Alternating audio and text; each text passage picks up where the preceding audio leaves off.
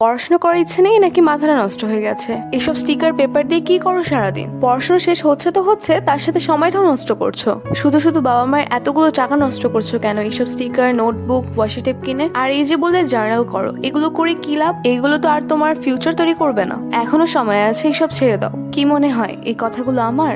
না, এই কথাগুলো আমার খুব কাছের কিছু মানুষের, যারা সারাটা জীবন আমার জার্নাল, আর্ট অ্যান্ড ক্রাফটকে খুব ছোট করে দেখেছে। আজ আর আমি তাদের কথায় কান দিই না, কারণ তারা তো আর আমার ভেতরের গল্প জানে না। যখন সোশ্যাল মিডিয়ায় আমি আমার আর্ট অ্যান্ড ক্রাফটের ভিডিওগুলো শেয়ার করছিলাম, তখন কিন্তু কেউ আমাকে মোটিভেট করেনি। শুধু একটাই কথা বলেছে, তুই পারবি না। তারা বলেছে, তুই কি এগুলো করে ভাবছিস অনেক বড় কন্টেন্ট ক্রিয়েটর হয়ে যাবি?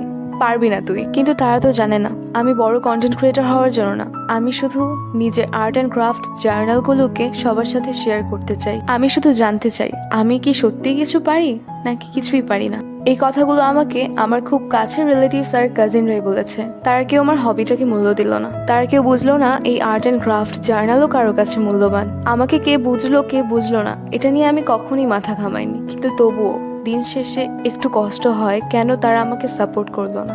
কিন্তু দিন শেষে তো আমি আমার এই জার্নাল, আর্ট অ্যান্ড ক্রাফটের কাছেই নিজেকে খুঁজে পাই। এগুলো দেখলে আমি বুঝতে পারি যে আমিও কিছু পারি, হয়তো কারো কাছে এটা মূল্যবান না।